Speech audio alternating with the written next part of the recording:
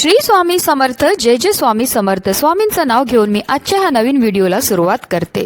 हिंदू धर्मात मार्गशीर्ष महिन्याला अनन्यसाधारण असं महत्त्व आहे. हा महिना विशेषतः धन आणि समृद्धीची देवी माता लक्ष्मीला समर्पित असतो. या महिन्यातील प्रत्येक गुरुवारी महालक्ष्मी व्रत केले जाते, ज्याला मार्गशीर्ष महालक्ष्मी व्रत असे म्हणतात. मार्गशीर्ष महिन्यात गुरुवारी महालक्ष्मीची उपासना केल्याने घरात सुख, समृद्धी, शांती आणि धनधान्य नांदते असे मानले जाते. या दिवशी महालक्ष्मी व्रत कथा वाचून कलश आणि देवीची विधीपूर्वक पूजा केली जाते. या व्रतामध्ये नैवेद्यासाठी प्रामुख्याने लाया, फुटाणे आणि पुरणपोळी अर्पण करण्याची पद्धत आहे. यंदा 18 डिसेंबरला आहे मार्गशीर्ष महिन्यातील शेवटचा गुरुवार. या महिन्यात भक्तांनी केलेले व्रत, जप, पूजा आणि दान यामुळे घरात सुख, समृद्धी आणि मानसिक शांती प्राप्त होते. मार्गशीर्ष महिन्यात 4 गुरुवारी महालक्ष्मी व्रताची मांडणी करून पूजा केली जाते. पूजेप्रमाणे याचे विसर्जन, उद्यापन करण्याला देखील विधी आहे. तरच हे व्रत पूर्ण होते आणि व्रताचे पूर्ण फळ आपल्याला प्राप्त होते. आणि म्हणूनच आपण मार्गशीर्ष महिन्यातील शेवटच्या गुरुवारी व्रताचं उद्यापन हे करत असतो. आणि अशातच जर तुम्ही मार्गशीर्ष महिन्यामध्ये महालक्ष्मीचे व्रत करून पूजा मांडणी केली असेल तर 18 डिसेंबरला मार्गशीर्ष महिन्यातील शेवटच्या गुरुवारी आपल्याला उद्यापन हे करायचे आहे.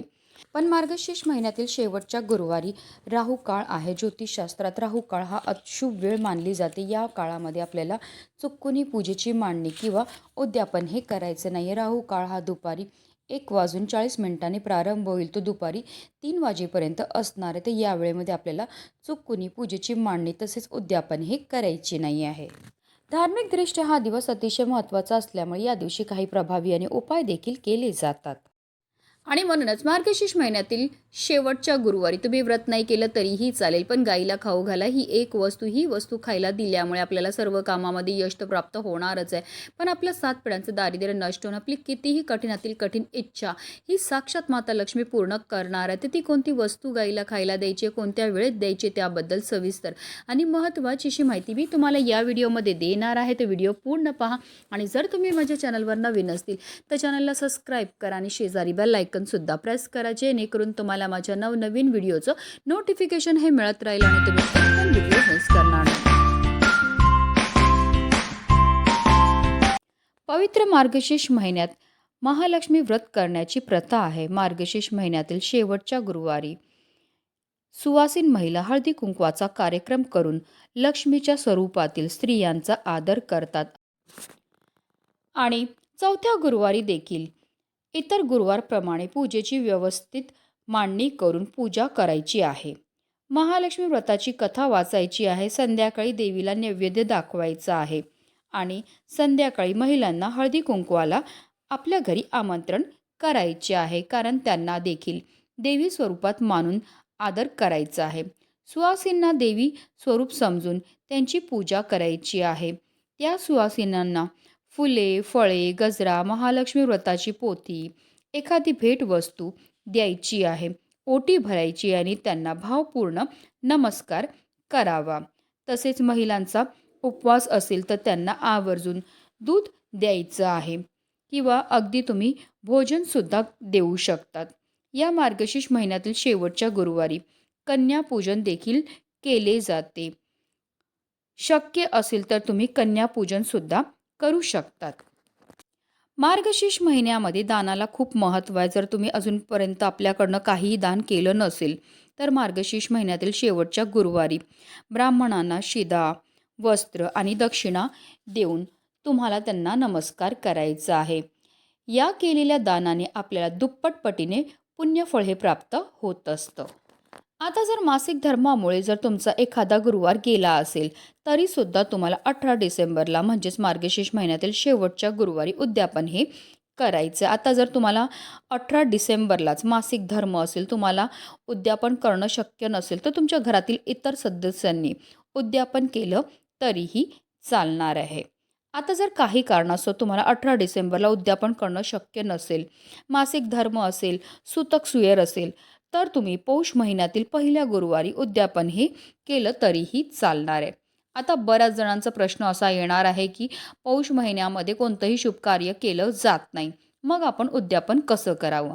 तर पौष महिन्यामध्ये देवाच्या पूजा करण्याला कोणतेही अडचण नाही आहे. म्हणून तुम्ही मार्गशीर्ष महिन्यातील जे शेवटच्या गुरुवारी तुमचं उद्यापन राहिलं असेल काही कारणास्तव, तर ते तुम्ही पौष महिन्यातील पहिल्या गुरुवारी आवर्जून करू शकता. देवपूजा करून झाल्यानंतर तुम्ही दिवसभरामध्ये कधीही गायीची सेवा जी आहे ती करू शकतात. कारण हिंदू धर्मामध्ये गाय, गंगा आणि गायत्रीला अनन्यसाधारण असं महत्त्व आहे. गायीचा जन्म हा समुद्र मंथनातून कामधेनू गायीच्या रूपामध्ये झाला होता. त्याचबरोबर माता लक्ष्मीचा जन्म सुद्धा समुद्र मंथनातूनच झाला होता. म्हणूनच गायीला माता लक्ष्मीचं स्वरूप सुद्धा म्हटलं जातं. गाय 11 रुद्रांची आई आहे, 8 वसूंची कन्या आहे, 12 आदित्यांची बहीण आहे आणि अमृतरूपी दूध देणारी आहे. जो व्यक्ती गोसेवा करतो त्याच्या सर्व इच्छा तर पूर्ण होतातच होतात, पण त्याला मृत्यू पश्चात स्वर्गाची प्राप्ती सुद्धा होत असते. साक्षात श्रीहरी विष्णूंनी सुद्धा आपल्या कृष्ण अवतारामध्ये ही गोसेवा केली होती आणि म्हणूनच त्यांना गोपाळ हे नाव मिळाले. आणि म्हणूनच आपल्याला सुद्धा आवर्जून मार्गशीर्ष महिन्यातील प्रत्येक गुरुवारी किंवा संपूर्ण मार्गशीर्ष महिन्यामध्ये तुम्ही ही गोसेवा जी आहे ती करू शकतात. ही गोसेवा करण्याकरता घरामध्ये सगळ्यात पहिली चपाती जी आहे ती आपल्याला गाई करता तयार करायची आहे. कणिक मळायचे, मळताना त्यामध्ये आपल्याला थोडीशी हळद घालायची. हळद घातल्यामुळे आपल्या कुंडलीतील गुरुग्रह बलवान होतं आणि जर आपल्या कुंडलीतील गुरुग्रह बलवान झालं तर त्यामुळे आपल्या जीवनामध्ये असणाऱ्या ज्या आर्थिक समस्या आहेत त्यापासून आपल्याला मुक्तता तर मिळतेच मिळते, पण आपल्याला कोणत्याही क्षेत्रामध्ये अपयशाचा सामना हा करावा लागत नाही. आता आपल्याला एक छानशी चपाती तयार करून घ्यायची. त्या चपातीवर आपल्याला थोडंसं तूप लावायचं. तूप लावल्यामुळे आपल्या जीवनामध्ये समृद्धी येते. तसेच आपल्याला वाटीभर जी हरभऱ्याची डाळ असते म्हणजे जी चण्याची डाळ असते तिला भिजत घ्यायची आणि ती डाळ सुद्धा आपल्याला त्या चपातीवर ठेवायची. हरभऱ्याच्या डाळीला साक्षात श्री हरी विष्णूंचं स्वरूप म्हटलं जातं. तसेच एक गुळाचा खडा सुद्धा आपल्याला त्या चपातीवर ठेवायचं आहे. गाईला गुळ खायला दिल्यामुळे आपल्याला ग्रह दोषापासून मुक्तता मिळते. राहू, केतू, मंगळ दोषापासून मुक्तता मिळते. ज्या मुलामुलींचा विवाह जुळण्यामध्ये समस्या येत असतील त्यांनी आवर्जून मार्गशीर्ष महिन्यामध्ये किंवा मार्गशीर्ष महिन्यातील गुरुवारी ही गोसेवा जी आहे ती करायची आहे.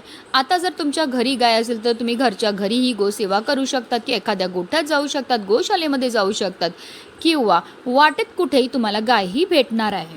गायीजवळ गेल्यावर सर्वप्रथम तिच्या दोन्ही पायावर आपल्याला पाणी अर्पण करून घ्यायचं, तिची आरती करून घ्यायची आणि त्यानंतर आपल्या हातातनं गायीला ही चपाती खायला द्यायची. कारण असं म्हटलं जातं जेव्हा गाय आपल्या हातातनं ही चपाती खाते आणि तिची जीभ आपल्या हाताला लागते तर त्यामुळे आपल्या जीवनामध्ये असणारे जेवढे पण दोष आहेत, दारिद्र्य ते दूर होण्यामध्ये मदतही मिळत असते. त्यानंतर आवर्जून गायीला पाणी प्यायला द्यायचं. गायीला पाणी प्यायला दिल्यामुळे आपल्या कुंडलीतील चंद्र बलवान होतो. चंद्र हा मनाचा कारक मानला जातो आणि जर आपल्या कुंडलीतील चंद्र बलवान झाला तर त्यामुळे आपल्याला शारीरिक आणि मानसिक त्रासापासून मुक्तता मिळते. गायीला पाणी प्यायला दिल्यानंतर तिच्या भोवती आपल्याला 11 प्रदक्षिणा ह्या मारायच्यात. प्रदक्षिणा मारताना निरंतर आपल्याला ओम नमो भगवते वासुदेवाय नमः या प्रभावी मंत्राचा जप हा करायचा. 11 प्रदक्षिणा करून झाल्यानंतर आवर्जून आपल्याला गायीच्या पायाखालची थोडी माती उचलायची आहे आणि तिने आपल्या मस्तकावर टिळा हा लावायचा. कारण जो मनुष्य गायीला हाताचा स्पर्श करून प्रदक्षिणा करतो तसेच तिच्या चरणाखालील धूळमस्तकी लावतो त्याला पृथ्वी प्रदक्षिणेचे व सर्व तीर्थांमध्ये स्नान केल्याचे पुण्य हे प्राप्त होत असतं. आता जर गाय स्पर्श करून देत असेल तर आवर्जून तिच्या पाठीवर आपल्याला हात फिरवायचा आणि आपल्या मनातली इच्छाही व्यक्त करायची. अतिशय प्रभावी अशी ही सेवा केल्यामुळे आपल्या जीवनामध्ये असणारा प्रखरातला प्रखर पितृदोष, ग्रहदोष, शत्रुपीडा तर नष्ट होणारच आहे, पण आपलं 7 पिढ्यांचं दारिद्र्य नष्ट होऊन आपल्या संपूर्ण कुटुंबाची भरभरून अशी प्रगती होणार आहे. म्हणूनच व्हिडिओ जास्तीत जास्त लोकांपर्यंत शेअर करा जेणेकरून प्रत्येकाच्या आयुष्याचं कल्याण हो हीच मनामध्ये इच्छा. श्री स्वामी समर्थ. जय जय स्वामी समर्थ.